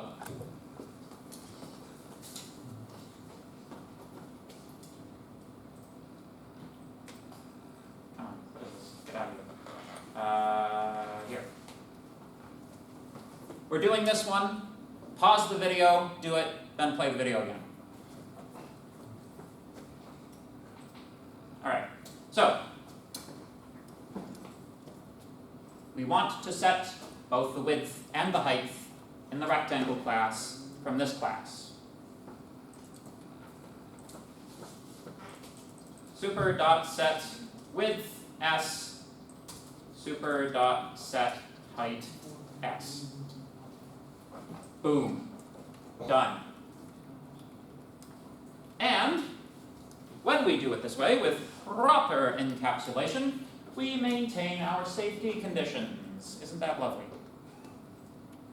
It's not lovely that it's printing the error directly to standard output. It should be raising an exception, but we haven't done exceptions yet, so that's as good as we have for now. We want to do the same thing, override, with public void set height double s. There we go. And the contents here are actually the same. If we set either the width or the height, it will set both. And if we want to be super duper semantic about it, we could also create a third method called setSideLength or setSide, which does the same thing if you want it to like make English sense, which you either do or you don't, you know. So, very good. Otherwise, the getters don't really have to be modified, and they rarely do in these types of situations. Now, get perimeter. Does that need to change?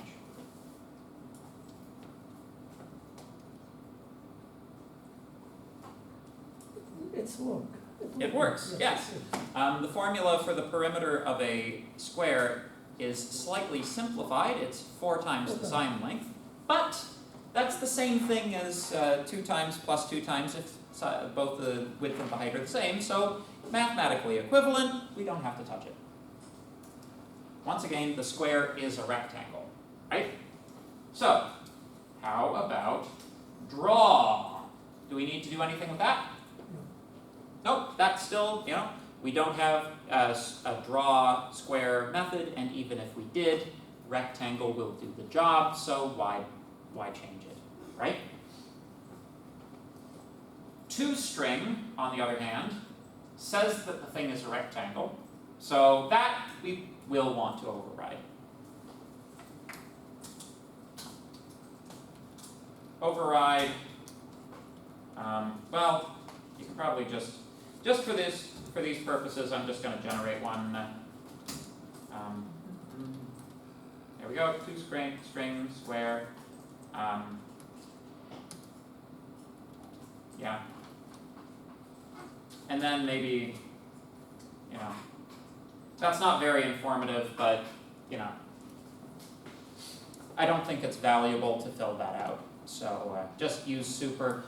If you're concerned about it, change this to something that makes sense. Use super here to call that. Everything's good. Okay? Now, one thing that's conspicuous by its absence here is a constructor. Right? So, rectangle should probably have a constructor. Square should also have a constructor. Let's put those in.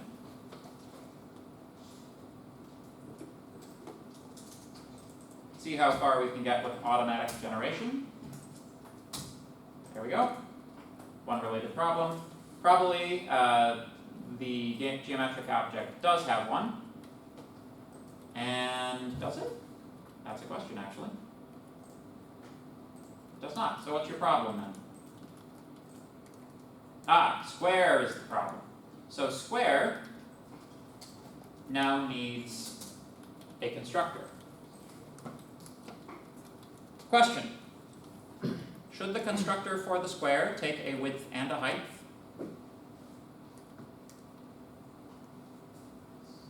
Yes? No? Why not? they are definitionally the same value. Yes. So we can say public square, the public square, if you will, double side length,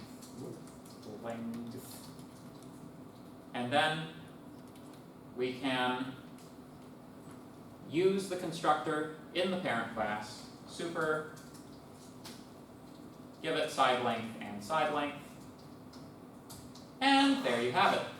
Always keep in mind with these super calls and with this as well, you're not obligated to just sort of mechanically retype the parameter that's given, right?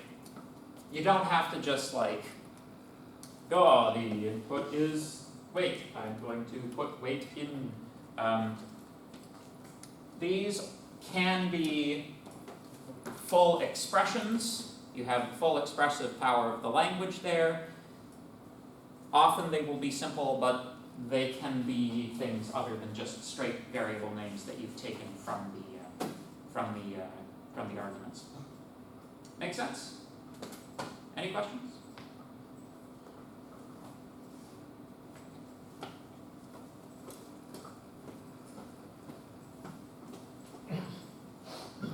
Good. So that just about does it for the square.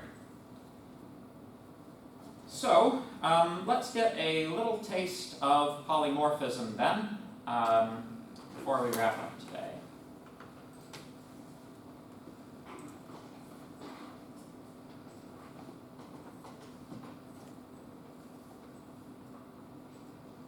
So,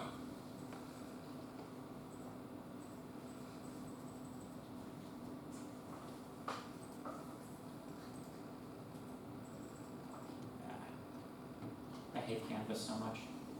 It just looks bad. It's really interesting to be like teaching good web design using an LMS that is the opposite of good web design. So,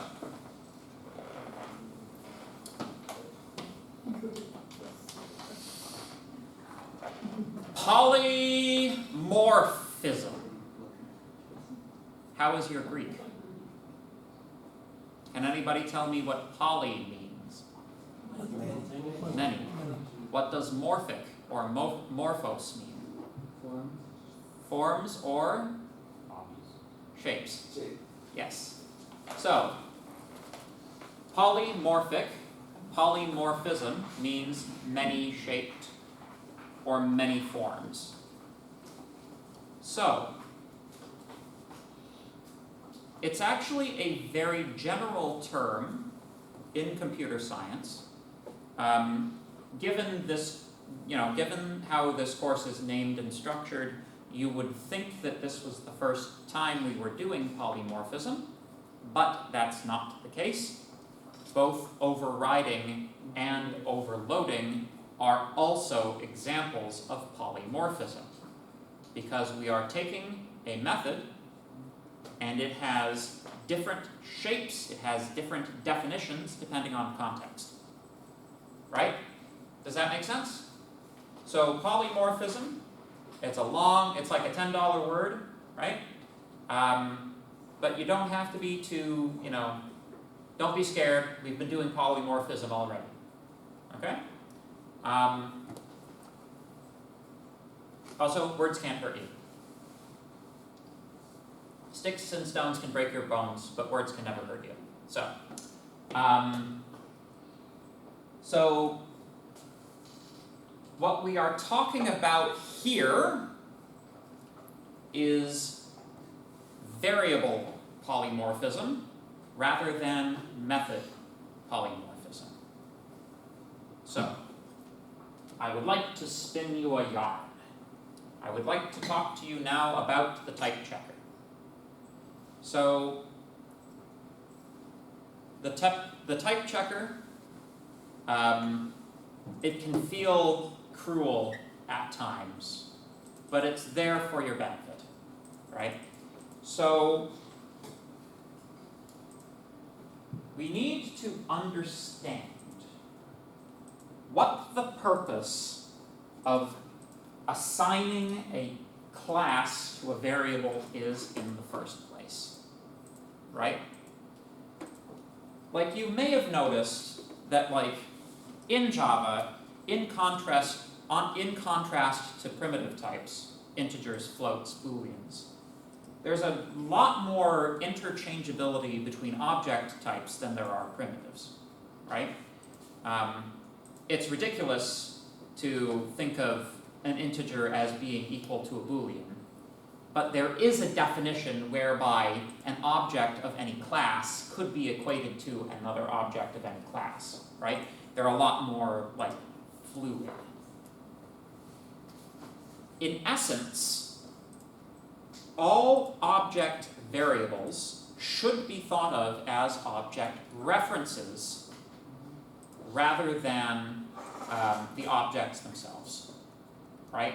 It is a reference to an object. I hope that when you guys were doing your material in the first half, Dr. Gilbert touched on, like, there's an example involving, like, bank accounts and don't like pass references down because they can go out of scope and that can cause, like, security issues, that type of. You guys remember that one? Yeah? Good. So objects are references to objects in memory, right? So if that's the case, what's the purpose of declaring something as a circle? If it's just, like, why can't we just say object reference? That's how language like C works, for example. C doesn't have objects, but that's, approximately how C thinks of things. The question is, who is this information for? Right? It's partially for us, so that we can organize our thoughts and program in general. But this information is not for the runtime environment. This information is for the type checker. The runtime environment treats this as an object reference. It couldn't care less what type of object it is. As long as it's got the attributes it's looking for in the right places, it could care less what kind of object it is.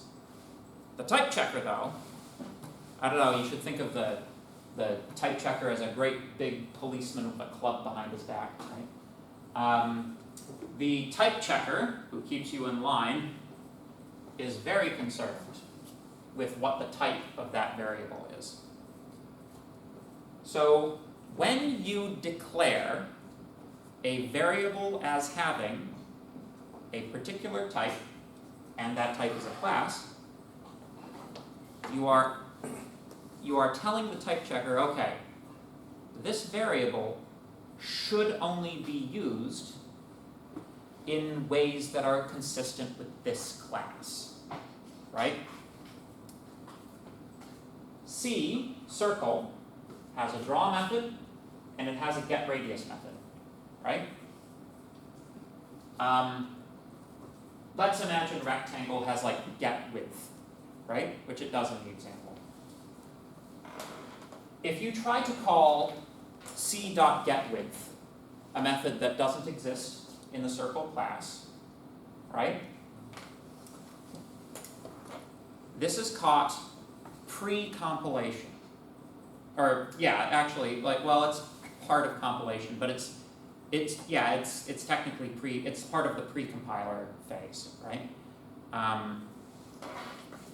If you're interested, pre-processing, type checking, decomposition into an abstract syntax tree, reassembly into a compiled language. That's how a compiler works. I actually did my PhD. I wrote a compiler for my PhD, so I know a little bit about how they work.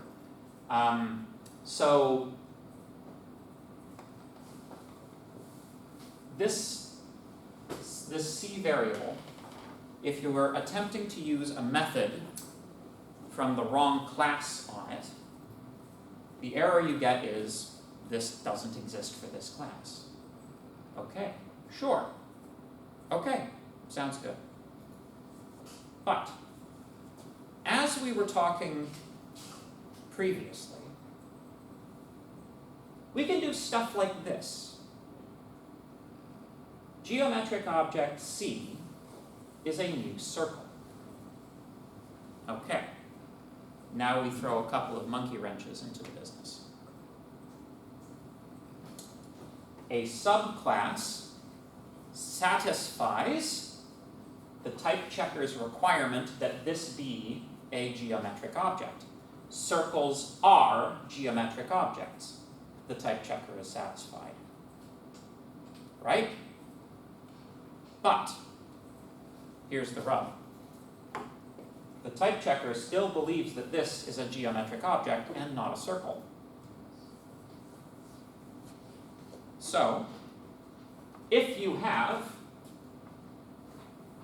a method like getRadius, which is in the circle class, and you try to use it on C in this context, you will get a type check error.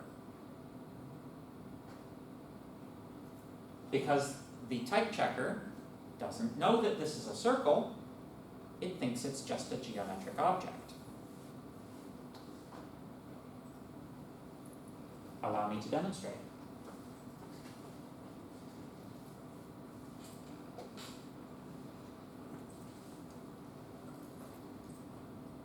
Can I pull A and B here?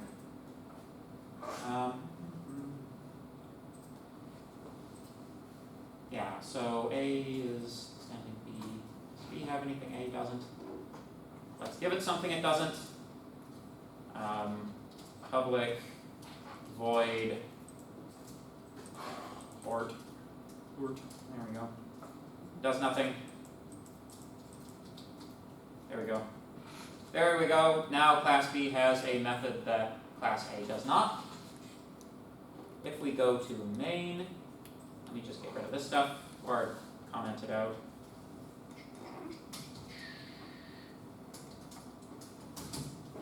If I declare an object of type A dot, what did I call it? Word? Doesn't exist. I should have just said foo. Foo is fine, foo works. What are you talking about? Oh yeah, that's now called foo. There we go. Foo. There we go. So A does not have a definition for foo. That's fine. That's true. If we declare a B, B does have a definition for foo. It wants an initializer, does it? Oh, what a pain. There we go. Okay. What if I declare an A and I give it a B?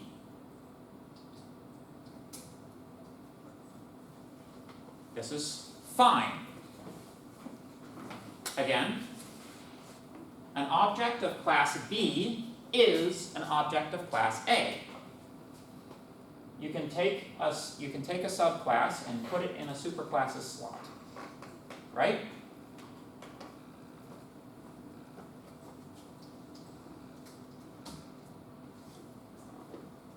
But the type checker does not believe that C has any B properties. Why? It wasn't declared as a B, it was declared as an A. This is the difference between declaration and instantiation, right? The type checker doesn't run the program. When the type checker runs, it's doing static analysis only. That is to say, it's doing checks that do not require running the program. You don't want your type checker running your program. If the type checker ran your program and it contained an infinite loop, the type checker would contain an infinite loop, and the compiler wouldn't terminate. It wouldn't give you an error, it just wouldn't terminate. You don't want your type checker running your code, right? So, So how do we fix that? We have to tell the type checker, okay, that's a B though. You guys know what casting is? Hold on to your hats, folks. We have to cast it as a B, but operator priority being what it is, you can't just do that, you have to put it inside quotes. Or you have to put it inside, there you go. That's how you do it. Java! So, the casting operator binds less tightly than method access. So if you just apply the typecast to what you think is the object, you're not actually applying it to the object, you're applying it to the output of the method call. So you have to apply it to the object, make sure it's applied to the object using those braces, and then it works. Yes? Can you cast an A object, declare it as an A to a B? Or No, it only, you can cast, so like if you don't have to cast a B as an A, it's already an A. You have to cast A's as B's because an A is not a B, right? So would, like the way you're casting C here, would that also work to cast that to lowercase a? Because it's A equals new A? Or is it only because it's A equals new B that you can cast it to B? Yeah, that's a good question. That's a very good question. You can do it. Not recommended. In this case, what you're doing is you're taking what is rightly a type error and you're kicking it down to the actual runtime environment. That'll show up as a runtime error. Because you're casting that object reference as a circle. Oh man. Let me finish this sentence, then I'll dismiss class. You're casting the object as a circle. The way that methods actually, the way that methods and properties actually work is you have the object in memory at particular memory offsets, like maybe plus 16, plus 32, whatever, at particular byte offsets from the memory address of the object. That's where you find your, instance variables, etc., right? You can take that and you can apply it to another object of a different class. But when you go to look up the memory, like if you go to look up like memory offset 16, it's not gonna probably be the variable you thought it was. So I don't know like to what degree Java is gonna try to slap you on the wrist for this using the runtime environment. You can always try it, but I think probably Java would give you some kind of an exception. C wouldn't though. C would just let you do it and figure out what a fool you are yourself. So yeah, that basically possible but not recommended. It does make the type checker happy, but again, the type checker isn't actually running the code. Yeah. Okay. Thank you very much for your time and attention today, folks. I'll see y'all on Thursday, and we'll continue polymorphism from